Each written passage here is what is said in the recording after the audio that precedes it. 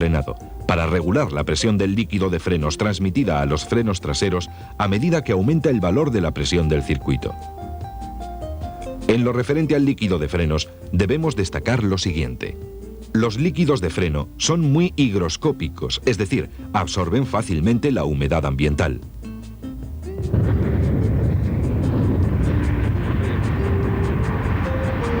Aunque los elementos frenantes son refrigerados por el aire forzado de la marcha del automóvil, los discos y pastillas de freno, sobre todo, alcanzan una alta temperatura durante la frenada que afecta también a todos los componentes próximos, como son las pinzas de freno, e interiormente a los pistones de empuje. El calor generado llega a transmitirse al líquido de frenos que se encuentra en el interior del bombín. Ante frenadas de máxima severidad y con gran frecuencia, este calor irradiado puede hacer que el líquido de frenos llegue a vaporizarse, produciendo burbujas de vapor. La aparición de burbujas de vapor implica un efecto similar a un circuito mal purgado y el líquido de freno se vuelve compresible. La consecuencia inmediata es que el líquido de frenos no puede transmitir la fuerza de empuje del pedal de freno a los pistones y puede llegar a producirse un desvanecimiento del pedal de freno, es decir, que el pedal de freno se hunde al pisarlo el conductor y por ello no puede frenarse el vehículo o bien la distancia de retención se alarga peligrosamente. Para evitar este fenómeno, los líquidos de frenos tienen un punto de ebullición muy alto que permite su calentamiento sin perder la propiedad más necesaria, que es la incompresibilidad. La normativa internacional aplica la denominación DOT para especificar las características principales de cada tipo de líquido de frenos. Según la clasificación DOT, el punto de ebullición del líquido de frenos puede oscilar desde un DOT 3 con 205 grados centígrados a un DOT 5 con 260 grados centígrados. Frenos de las ruedas.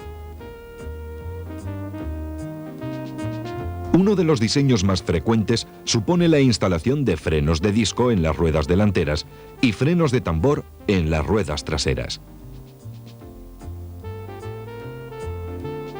En los frenos de disco y en los de tambor, al accionar el pedal de freno, la presión hidráulica del circuito se incrementa y desplaza las pastillas y las zapatas de freno, presionándolas contra los discos y los tambores. Cuando el conductor suelta el pedal de freno, se anula el contacto. El grosor y diámetro de los discos de freno y su espesor mínimo de utilización van grabados en relieve en el propio disco, dependiendo dichas dimensiones de las características potenciales del automóvil. Para una mejor evacuación del calor generado en el rozamiento entre disco y pastilla, se disponen los denominados discos autoventilados. También está previsto por algunos fabricantes de discos de freno introducir un ranurado en la superficie de fricción del disco como testigo de desgaste del disco, algo similar a los testigos de profundidad mínima de los neumáticos. Un problema no generalizado de los discos y pastillas de freno son los ruidos que se generan al frenar y, en algunos casos, la presencia de vibraciones.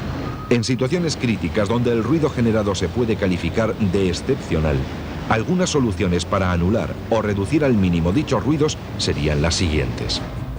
Comprobar que las pastillas no están desgastadas. Verificar las guías o deslizadores de las pinzas. Si existen holguras o desgastes, deben ser sustituidas.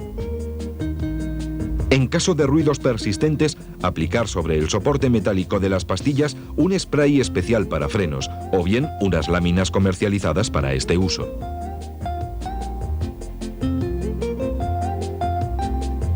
Freno de estacionamiento.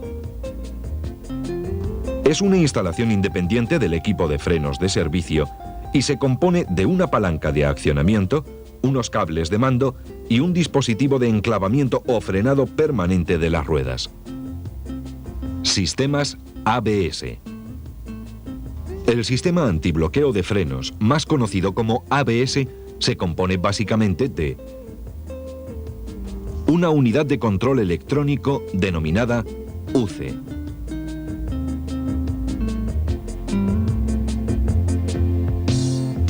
Unos dispositivos de detección de la velocidad de las ruedas constituidos por unos sensores y unas coronas dentadas que informan a la unidad de control electrónico de la velocidad de giro de las ruedas. un sistema hidráulico de electroválvulas denominado grupo de regulación hidráulico y la instalación eléctrica o cableado.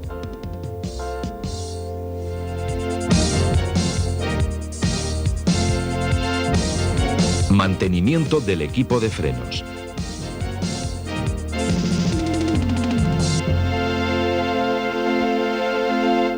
Las recomendaciones y periodos de mantenimiento aconsejados a continuación son orientativos y dirigidos a los propios usuarios según las indicaciones establecidas por los diversos fabricantes de automóviles en función de los kilómetros recorridos o bien en función del tiempo transcurrido de acuerdo a un recorrido referencial repetitivo del mismo conductor.